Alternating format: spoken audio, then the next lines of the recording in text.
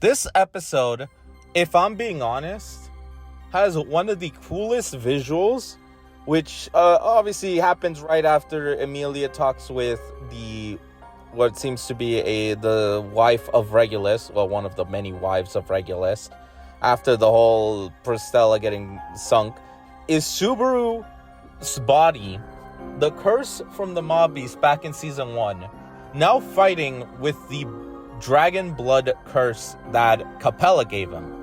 And this is kind of important because obviously these two curses do not mix well because they're two different things, and they're now fighting within Subaru's body. So I can see this as a cool thing of just seeing mobbies versus a fucking dragon.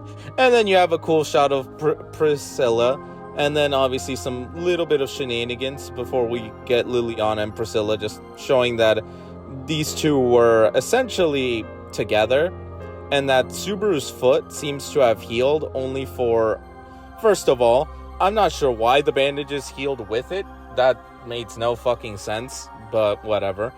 Also, he has his shoe, so I'm a little confused how the fuck that it fully healed with the shoe and everything. So that's a confusing part.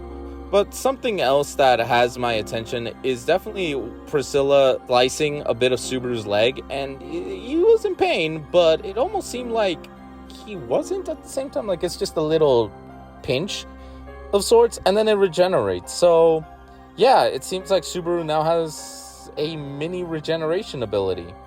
And then she obviously tells her that Capella had given him some of her blood, the dragon blood, which Priscilla is interested by that because it's one of the 3 treasures that the divine dragon gave to the Lagunican royalty. And then we have Liliana singing a bit, and then Priscilla catching Subaru up on what's going on, because she seems to understand that Subaru has no idea what's going on in regards to Lust's 3 demands. Subaru shows his resolve that he's not allowing Emilia getting married to anybody that isn't him, which impresses Priscilla, which makes me think back of season 1, where Subaru didn't have that same resolve of genuinely wanting to help Emilia. It was more selfish help that somehow ended up with trying to help Emilia. So she rewards Subaru by saving his ass. And I kid you not, this is badass. Priscilla may be hated by the community. She may be viewed as a pompous brat or arrogant, but she can back her fucking words, and that is pretty badass. Annoying as hell in terms of dealing with people like that, but if they back their words, you best be careful. But yeah, we have her essentially wipe the shit out of these small beasts. We have Priscilla show Subaru, lead him to one of the safe areas, and you can see that the people are very completely losing their cool. Even Subaru's kind of losing his cool. But this is where we see Liliana's specialty, using music to keep people calm, entertained, and also keep their spirits up. Because the second they start getting too anxious and completely lose all sanity, that's when the witch cult wins, because they'll just attack each other and then chaos ensues. But after this whole debacle, we do move to Emilia speaking with Regulus. Regulus can see that Emilia is distraught, and Emilia kind of just makes it clear that, she's tired, quote unquote, but she also is not happy about what Capella did. And yeah, he's like, well, husband is a fool to not see that his woman is tired, but why didn't you do anything about it too? And prepares to kill off his other wife. And Emilia quickly stops that and saves her. And Regulus I guess I was rash. Oh well, just kind of moves on whatever. Not my problem right now. And yeah, GG's to Emilia for actually saving this wife. She does not look evil. She's just completely dead inside. Okay, so editor's note here. Something that I just realized is that the wife of Regulus, if you pay attention to right here where Regulus is about to dome her, game end her, she smiles before Emilia saves her, and that smile immediately goes away. So that is sad. That is genuinely sad, because she was happy that she was about to get murked. And the reason why is because she would rather that than to keep living with being Regulus's wife, which damn, that small detail. I just realized that. God damn it. ReZero, you just, man. Tappei knew what he was doing when he, I don't know if that was, I gotta read back, but fucking hell, they knew what they were doing with that damn little scene, showing just a hint of just how happy and free she would have felt if she did die right then and there. Anyway, back to the main video.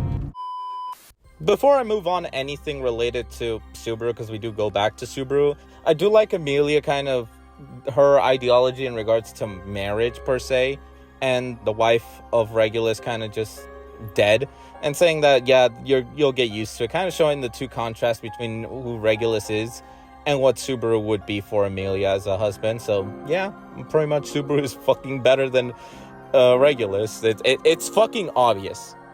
But considering that she wants to try to gain some information, the wife helps in trying to stage that Emilia is resting within Ice Emilia, and Emilia uses her powers in a very creative way that I'm genuinely intrigued by, as she's able to kind of move through the building and eventually overhear Regulus with one of the Metias completely shitting on Capella, and Capella saying, oh, that was not my doing. But essentially you can tell that both of them hate each other.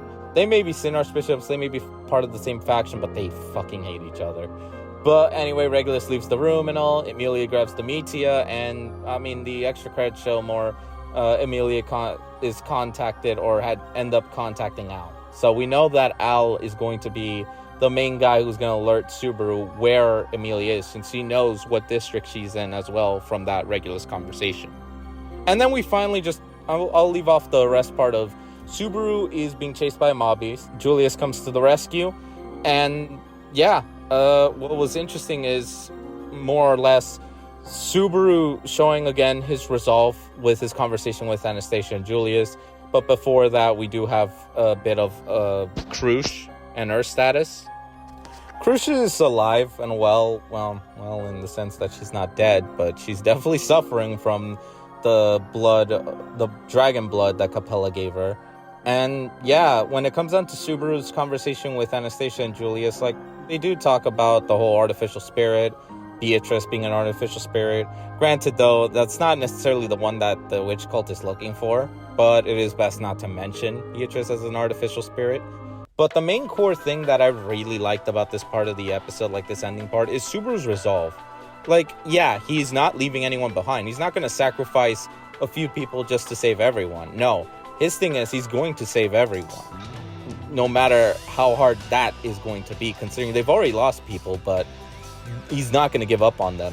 Anastasia brings up the white whale and that Subaru couldn't save everyone, and yet Subaru comes back with an amazing comeback of saying, yes, but those were warriors that knew what was going to happen. They were in a battlefield, understanding that they're going to die for their kingdom, for the people, to stop this giant-ass whale.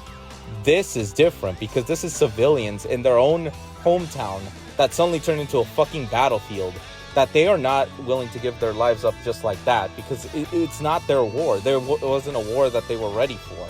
So no, they don't deserve to die or be left to die, because that's not the fate that they wanted, nor is it one that they should be bestowed upon, because it's not their responsibility to fight.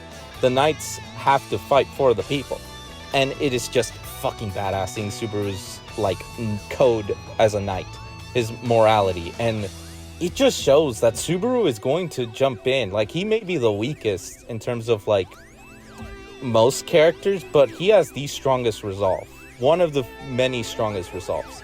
And that's why I really love Subaru. Like, the dude may be weak, but regardless of the odds, he's going to stack them on his favor. And he hasn't died yet, and despite that, like, he's not gonna make a habit like last season of dying and restarting to get a better path. No, whatever happens, happens, but he's gonna do his damn best to make sure it's the best path it can be.